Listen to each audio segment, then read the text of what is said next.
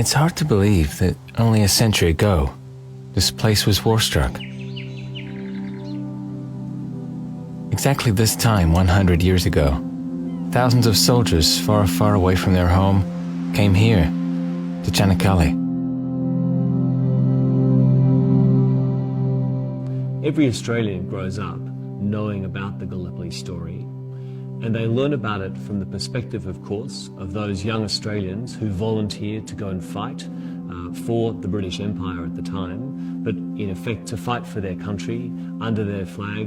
In many instances, this was the first time that Australians were fighting in such a way, and so this Gallipoli campaign was very much a part of the test of Australia's sense of itself and Australian nationhood.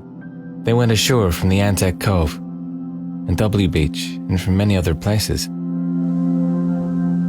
For some, this was an adventure.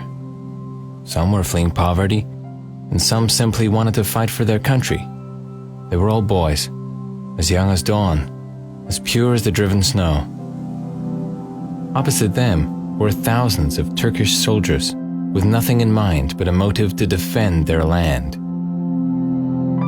Bütün dünyada savaşlar acı tecrübelerle sonuçlanırken biz saldırıya uğramamıza rağmen ülkemizi, topraklarımızı işgal etmek üzere gelmiş güçlerin bugünkü torunlarına ve bütün dünyaya saldırıya ve işgale uğramak üzere başlamış bir savaştan dünyaya bir barış mesajı veriyoruz. And their fates met here, right in this place.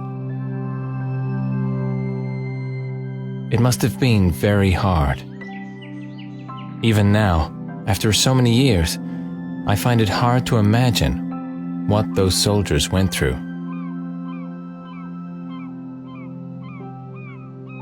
Gallipoli is sacred ground for New Zealanders. It is also a place where New Zealand came of age as a nation. It's a place where we fostered our identity as a nation and where we recognised that we were different from other parts of the British Empire. It's also a place where we found our special bond with our Australian friends and where the Anzac spirit was born. And it's also a place where the seeds of a modern friendship with Turkey were sown and where a deep and long-standing respect was felt between the Anzac soldiers and between their Ottoman and Turkish opponents at the time. I have traveled to more than 50 countries and covered more than 8 million kilometers. Today, I'm in Gallipoli, a land woven with the stories of thousands, the land of friendship that rose from the ashes of war. Soldiers from Turkey, England, Australia, New Zealand, France, India, soldiers who lost their lives in this war now lie in eternal rest in Lone Pine, 57th Regiment Memorial, Anzac Cove, Çanakkale.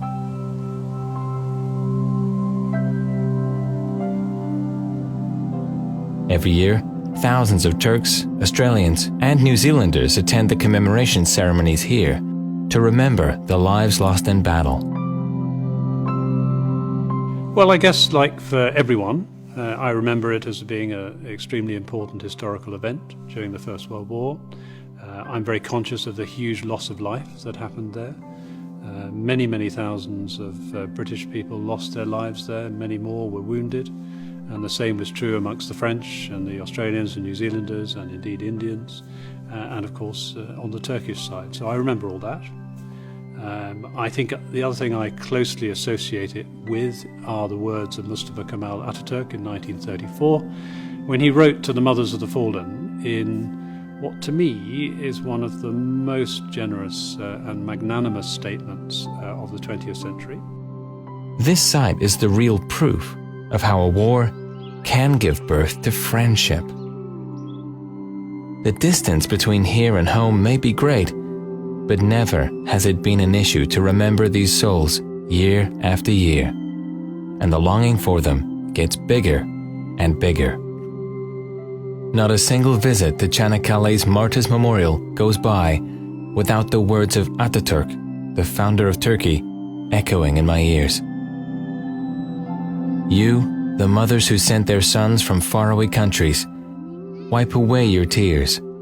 your sons are now lying in our bosom and are in peace. After having lost their lives on this land, they have become our sons as well.